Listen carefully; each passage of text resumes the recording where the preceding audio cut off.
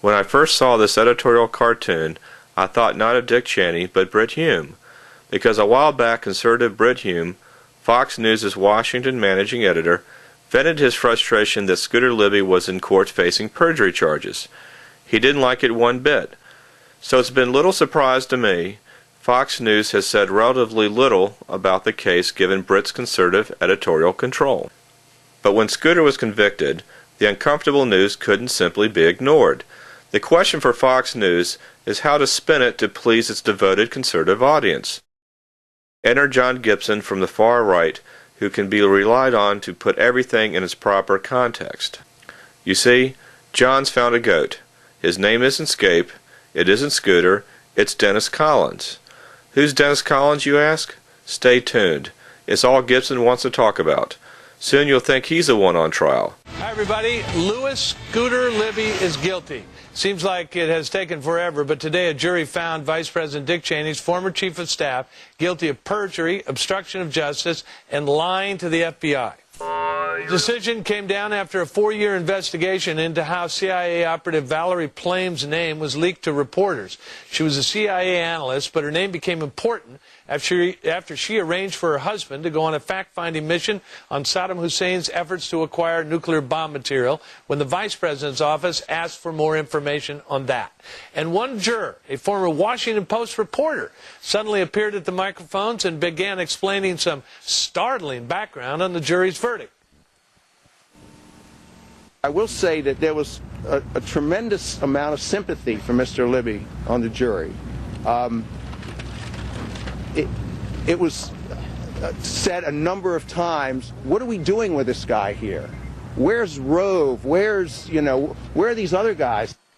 Sound like an agenda juror? And what's a journalist doing on this case anyway? We have Team Fox coverage tonight. Fox's Catherine Herridge was in the courtroom today when the verdict was announced.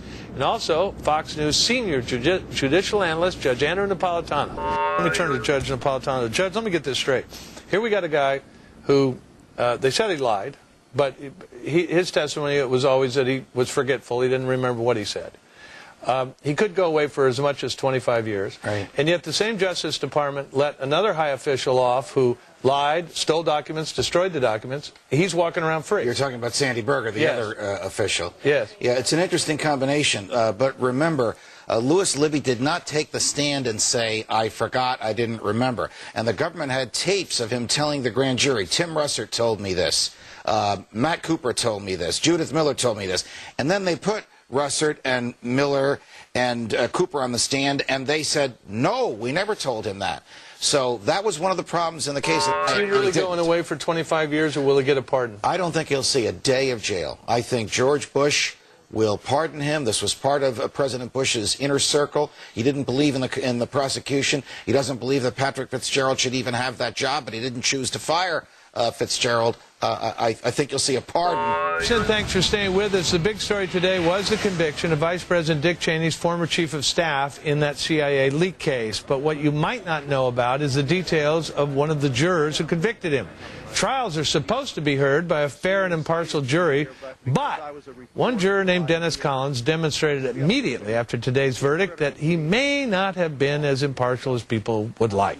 Big Story correspondent Douglas Kennedy has more on this juror's background, as well as how he managed to steal the spotlight today. Yeah, John, there isn't a defense attorney alive who isn't wondering how this guy got admitted to this jury. First of all, Collins wrote for a newspaper that was featured in the case. He also is an author of a book about spying, also a case centerpiece. The Libby juror who rushed out to talk to Washington journalists right after today's verdict is actually a Washington journalist himself. Because I was a reporter for a lot of years, I just feel it would have been hypocritical for me to not talk to you. Dennis Collins has written for the San Jose Mercury News, Miami Herald, and the Washington Post. Ironically, at least one of the same publications to which Libby allegedly tried to leak information. And directly after he found Libby guilty, he found himself talking to those very same publications, along with many other media outlets, about Libby's guilt. The primary thing that convinced us on most of the accounts was the conversation, alleged conversation with Russert, it was either false, which some of us believe it never happened. He was tasked by the vice president to go and talk to reporters. Where's Rove? Where are these other guys? We're not saying that we didn't think Mr. Libby was guilty of the things we found him guilty of, but that it seemed like he was, to put it in Mr. Wells' point, but he was the fall guy. The question is, why would Libby's defense attorneys let a journalist on a jury in a trial that involved so many journalists, including NBC host Tim Russert, New York Times reporter Judith Miller, and Time Magazine's Matt Cooper? Still, legal experts say none of the facts about Collins' background are grounds for appeal.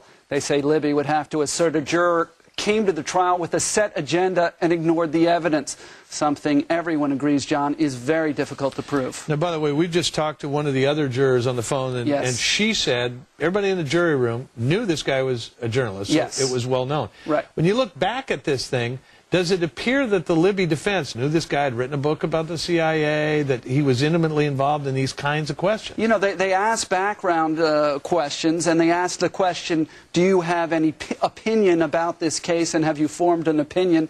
And he said no. So that was either good enough for them, or they had run out of ways to get jurors off the jury. Has he got a book deal again? I'm not going to guess, but right. he may have one. He may have one. Douglas Kennedy, thank you. Now my words. So let me get this straight. Scooter Libby is going to jail for not remembering who he told what. He didn't lie, evidently. He didn't remember right. And that is a federal crime, of course, if you happen to be speaking to an FBI agent when your memory fails. But at the same time, the same Justice Department has taken the case of a high government official who lied, stole classified documents, who destroyed those documents, and he's walking around free as a bird. They won't even ask him to take a lie detector test to determine if he lied more than they already know.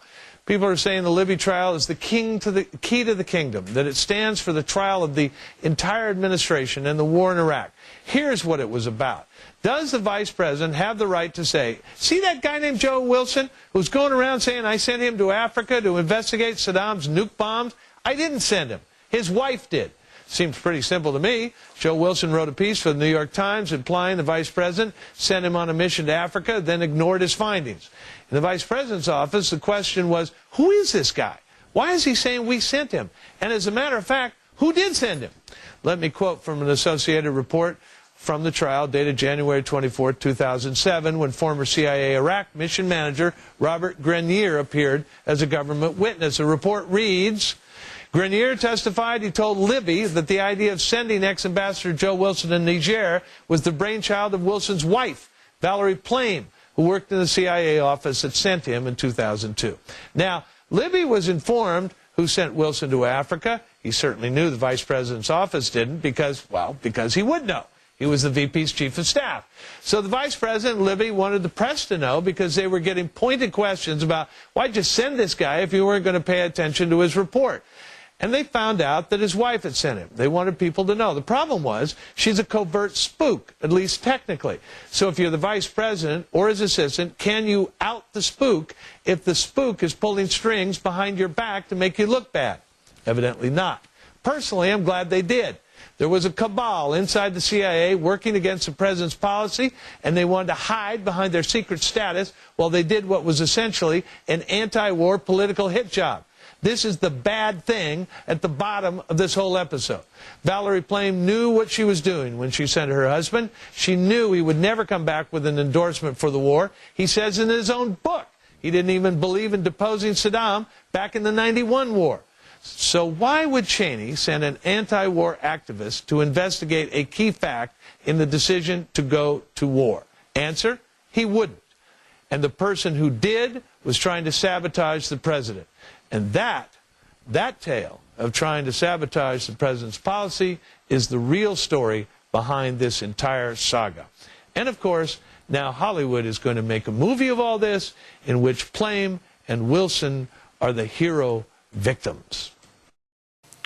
So, who really had the agenda here, Collins or Gibson?